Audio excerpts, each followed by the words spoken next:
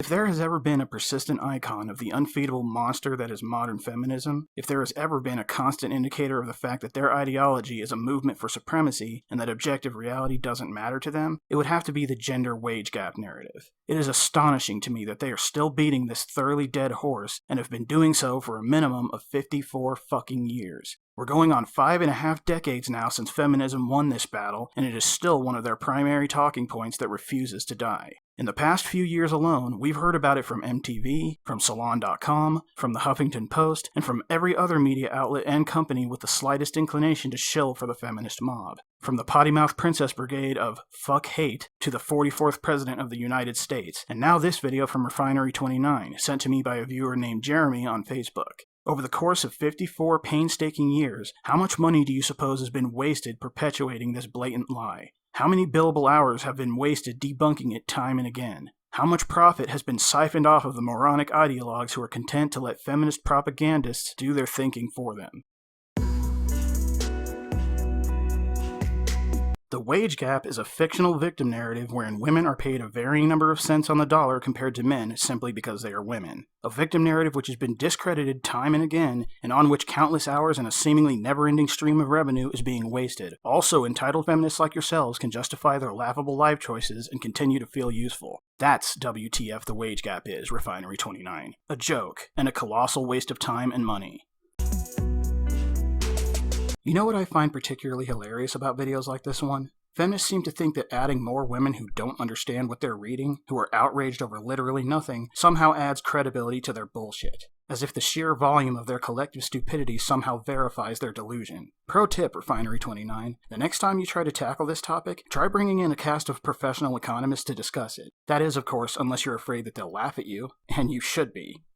Women in the U.S. make 77 cents to every man's dollar. Incorrect. Women in the U.S. as a whole earn 23 cents less on average than men earn as a whole on average. Massive difference, because that word earn is of critical importance here. Something that is constantly demonstrated to you and something you constantly ignore. Black women make 60 cents. And Hispanic women make 55 cents. That's crazy. No, it's not crazy. It's stupid. Now you're just doing whatever you can to make that gap seem as wide as possible, because you know that the size of the gap is the only thing in your presentation that has any power to command outrage, and only from the uninformed. You're comparing the earnings of female racial subdemographics to the earnings of men on the whole, and then acting like you're comparing apples to apples. The more you do this, the more you look like intellectually dishonest morons to those of us who actually understand this topic. And by the way, I know you want us to think that you gather these women off the street for a candid reaction, but nobody is fooled. Everyone watching this is fully aware that every one of these women was hand-selected and put on your payroll to say whatever you want them to say. It's pathetic, and insulting our intelligence makes us just that much less inclined to give a shit about how outraged you are. That's really disappointing. Being set back doubly because of my race and gender is not, super encouraging. It's also not happening. You know, as a general rule, I try not to refer to people as sheeple or cattle. Not even ironically, it's just too much of a douchebag cliche. But these particular heifers are not making it easy. Tell me, awkward love child of Shrek and Whoopi Goldberg, do your benefactors at Refinery29 literally pull you along by that nose ring, or only figuratively? I think these stats about Black women and Hispanic women are the ones that get left out too much in this conversation. Those are so staggering. They're not left out of the conversation, you halfwit. You simply don't understand their role in the conversation, as is made perfectly clear by your staggered outrage before you even know what factors resulted in those figures.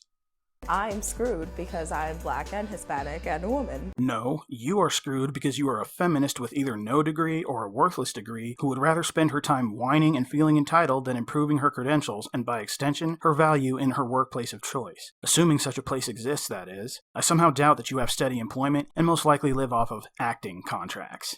At this rate, women would need to work at least 60 more days to reach the salary of a man with the same job. Citation needed. But you know what? If you really do want women's average earnings to match men's, working more is a good first step, especially considering the fact that only full-time positions are accounted for in these studies, and women not only work fewer hours on average, but are also much more likely to do part-time work in exchange for personal freedom, especially if they have children. And in knowing the actual causes behind this disparity, your forced laughter just makes you look that much more foolish. I hope whatever Refinery29 paid you for the use of your likeness was worth it, because there would have been more dignity in having your face superimposed onto midget porn, and it probably would have paid better too. Maybe that's how you should do your part to even up that gender wage gap, because your feminist education certainly hasn't made you good for anything else.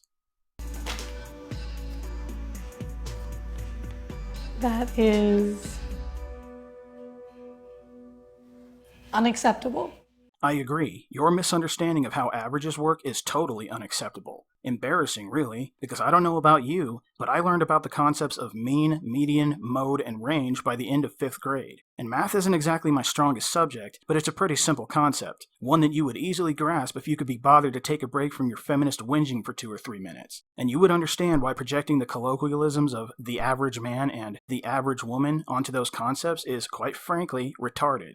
Now, anyone out there who is better at math, especially any professional mathematicians who might be watching, feel free to let me know if I'm wrong or if I'm leaving something out. But from my understanding, the most important averages in understanding this gap are going to be the mean and the mode. Let's say we have 200 people who make an average of $163,000 per year. What you're looking at right now is called the mean. It's what most people mean when they say the word average in a mathematical context. This is attained by adding up all 200 of these people's yearly earnings and then dividing the sum by 200. And that is literally all you know when you put your face on camera to bitch and moan about the gender wage gap. Now, the mode is the value that appears most often in the list of sampled values. So let's spread those 200 people out and take a look at them individually. 180 of them, or 90%, make $20,000 per year. 18 of them, or 9%, make $500,000 per year, and only 2 of them, or 1%, make $10 million per year. Just one of these people makes well over 2.5 times what all 180 of these people make combined. 2.78 times that amount, rounded up from 2.7 repeating to be exact. 2.78 times the mode, which is again the amount that 90% of these people make. When you know this average, you suddenly understand why declaring the average person makes $163,000 a year makes you look like a moron to those who have actually seen the figures. And in believing wholeheartedly that there is a problem just from looking at the raw numbers, let alone trying to solve it with your infographic propaganda video campaigns, you are already morons in this capacity. Before we can even know if these averages actually are a problem, and well before we actually try to fix that problem, we have to account for variables. Lots and lots of variables, like profession, education and qualifications, hours worked, overtime, experience and tenure, seniority, and so on.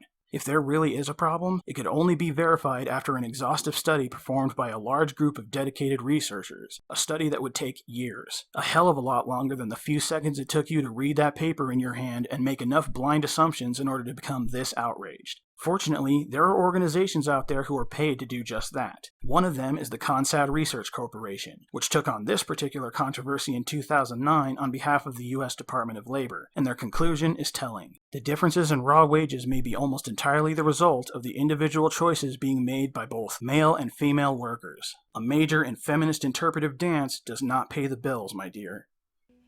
62% of millennials Did not negotiate the first salary.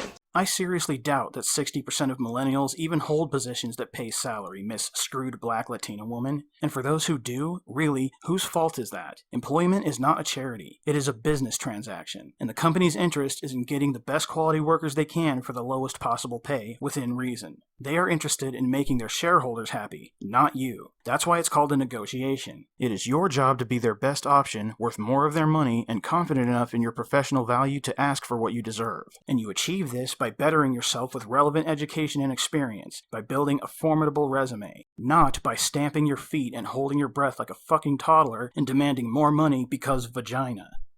That seems very real. Have I ever negotiated my salary? No. I rest my case. No. Yes, I have negotiated my salary every time I've been given a job offer. Yes, but it took a really long time. Sometimes you have to take risks. Sometimes you have to believe in yourself. There's a lot of faking it till you make it, for sure. Okay then, so now the most important question becomes, what did you bring to the table with which to negotiate? What made you worth more of their money? What made you a better choice among all of the others with similar experience, even at the higher expense to your potential employer? There is no taking without giving, Refinery29. That's what you don't seem to understand, especially in your unashamed admission of faking it till you make it. You are not entitled to more of their money simply because you are women. You are not entitled to more money simply because you have delusions of patriarchal oppression. At the end of the day, they did not go to you. You went to them with a job application in hand, and you are being evaluated in that interview because they intend to hire you on their terms, not yours. And that's how it will remain until you have proven yourself and actually have something of value that they are not willing to lose in order to avoid paying you what you have earned and actually deserve. I definitely negotiate my first salary offer because I do not believe that the first offer they make is the highest they'll ever go. Wow, did you figure that out all by yourself? What was your first clue? Was it the word negotiate? You're right, that isn't the absolute highest they will go. That is the entry-level pay, which is the highest they will go in order to hire someone who only meets the minimum qualifications. And of course they're going to start with that offer to virtually everyone because they're not going to miss the chance to get the best value for their dollar. Once again, it is up to you to be worth more of their money and to be confident enough to ask. But in so doing, it's also important to observe a certain measure of humility, because if you screw yourself out of a job by asking for more when you likely aren't their best option, that's on you. Negotiation requires leverage, and you better be damn sure that you have plenty of it before you make yourself a less attractive prospect by raising your price. 88% of women do not have access to paid maternity leave. Almost a quarter of new mothers are back on the job within 2 weeks. After giving birth.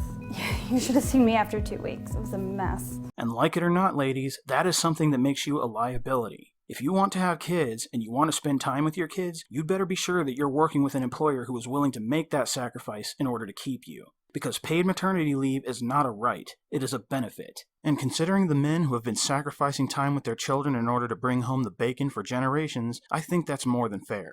Especially considering how much flack men have caught in the past for always working and having no time for their families, which has been the grounds for countless divorce cases, as if he was out screwing another woman instead of busting his ass to provide for you and the kids. It was not your employer's decision for you to get pregnant, and it is not their responsibility to accommodate you for it. If you're a single mom and on public aid and you have 3 kids already, you will not get any time. As someone who is approaching maternity leave myself, it's criminal that women have to go back to work so quickly. Really? It's criminal? Why? Why is it criminal, Snowflake? Because you feel entitled to a leave of absence at your employer's expense? Because the rest of the employees should have to make up for your lost hours on account of your vagina? Because they somehow owe it to you for all that overtime you didn't do and all of that exemplary service you didn't provide? And you know, I'm willing to bet that you don't think it's criminal for stay-at-home moms to badger their husbands into doing chores immediately after coming home from a long, hard workday. I bet you don't think it's criminal to force him to get back to work so quickly, do you? Not if the long-perpetuated meme of the lazy, worthless slob of a husband is of any indication you don't. Cry me a fucking river. Women's confidence in their ability to reach leadership levels drops by 60%. After just 2 years on the job. Boo fucking who? Welcome to the world of men. I know you like to think that there are secret circle jerks of men in the workplace, men who inflate each other's egos and provide undue opportunities to each other because patriarchy, but that is not the case, and it never has been. The heat of competition is in our nature, ladies. There was a time when we beat each other to death just to prove ourselves the better male, simply for the opportunity to mate with you. And we often still do. There was a time when we ran headlong into battle to fight for your protection and risked a fatal mauling on every hunt in order to provide you with food and shelter. After thousands upon thousands of years being forced to carry your dead weight so you could stay out of danger and have healthy babies, thousands of years of being made to repress our emotions and stay strong, we are now wired for this kind of environment. It was men who sacrificed life and limb to build the Western world into what it is today. And only recently, now that it's been made relatively safe to work, have women decided that what we did out of love and moral obligation is suddenly oppression. And even now, it's still mostly men taking the hard, dirty, and dangerous jobs. We were molded by the demands placed on us over the course of countless generations, fine-tuned for it in a way that you never were. And like it or not, that natural affinity for competition we have that you lack is the result. If you want equality, then you will compete with us. You will be given no special treatment. You will be treated as the men are treated and face the trials men have had to face. And if you don't have the strength and courage to climb that ladder, that's your fault. Either get on the level of the men doing better than you, or accept your station in life just like the majority of men who fail to rise to the top. Nobody owes you a damn thing, and nobody should care if your feelings are hurt. So we go in thinking we can be the boss, and then we get discouraged immediately. Women are always too afraid to ask for more because we believe that we may not get the job. They might go with somebody else who's more thankful. Talking about and encouraging women's confidence in the workplace is super important. And that is precisely where the misunderstanding lies. If you think men don't walk into interviews with that same set of fears, you are delusional. And nobody is in their corner encouraging their confidence either. The confident and competent rise to the top. The slackers who keep their heads down and do the bare minimum are overlooked. That's how it has always been for men in every profession, and that's not going to change just because women have entered the workplace demanding respect that they have not earned. You have already bullied them into accommodating your feelings in every possible way, ladies, and at our expense. It isn't you being forced to endure sensitivity and harassment seminars for fear that saying the wrong thing at the wrong time could get you fired. It isn't men chastising women for their toxic femininity, and it isn't men demanding respect on the basis of their gender alone. If you want that promotion, then for want of a better analogy, grow a pair and make your interest in advancement known. No one speaks up for us, and nobody's going to speak up for you. And if you don't see why having the guts to chase your aspirations is an important quality in a leader, then frankly, you don't deserve that promotion in the first place. And another guy was hired to do the exact same job as I was, and a few weeks into it, he turned around and told me that he was making twice as much money as me, and he was very excited to tell me this and was like, oh, well, I'm sure you'll eventually get there. Bullshit. That didn't happen. Nobody told him what you were being paid, because that would be a lawsuit waiting to happen. And nobody ever investigates the pay of others unless they have reason to believe that they're being shortchanged. I guarantee that what actually happened is that you were made paranoid by this wage gap bullshit, stuck your nose where it didn't belong, found out he makes more than you, and started making assumptions without doing the slightest bit of investigation as to why. And if he actually tried to console you with, I'm sure you'll eventually get there, that tells me that he probably went into that job with much more experience than you, and that he was probably hired at the entry level with the intent of grooming him for management.